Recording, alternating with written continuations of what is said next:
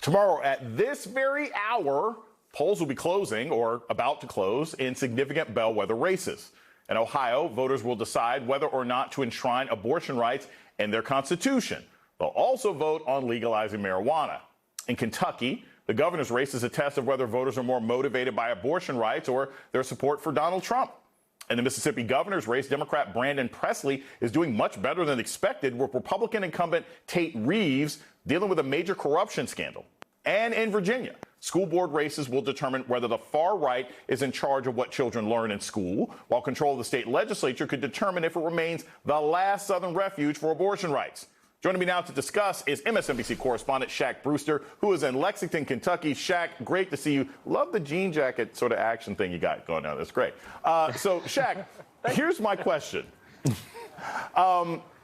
I think that this race in Kentucky is way more important than sometimes the attention being put into it.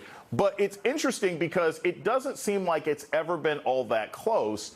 What is it like on the ground? Are people nervous? Are Democrats nervous? Are Daniel Cameron's people saying they think they've got some hidden silent majority there? Because most of the numbers that I've seen suggest that Andy Beshear is going to get reelected.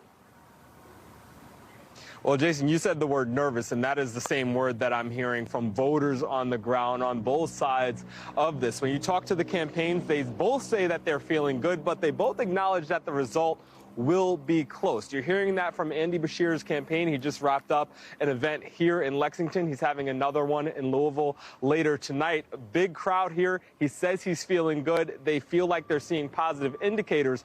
But the concern that you have for his supporters is that you're hearing the same exact thing from Daniel Cameron and his campaign team and the energy that you're seeing on their side of it. The big issue here is whether or not a popular governor like Andy Beshear can overcome those negative national trends that you're seeing. President Biden's low approval ratings, for example, whether or not a popular governor can overcome that in a state that Donald Trump won by 26 points. You mentioned abortion is also a factor in this race. Daniel Cameron struggling to really lay out his abortion position until late into the campaign. Beshear saying that he will protect or do what he can to protect or expand the abortion access that folks have in Kentucky. Right now, there's a near total ban on the procedure. So lots of issues at play, but really this is a test of how a popular governor can perform with those national headwinds.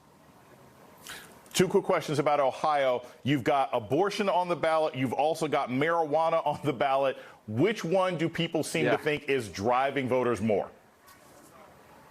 Yeah, you know, our reporters on the ground say that it is definitely the abortion issue that people are really mobilized around. Of course, marijuana legalization, especially at a recreational level, that is something that people are going to the polls on. But it's the abortion issue that has been the focus for voters for some time. Remember, many of these voters had to go to the polls back in August on this exact issue. It was also called Issue 1. For then, it was about raising the threshold for a constitutional amendment. Now they're voting directly on the constitutional amendment and whether or not abortion rights should be enshrined in the state's constitution. Their polling looks good for that side. But again, this is a conservative state, and this is an issue that has been top of mind for many voters. So it's definitely something to watch.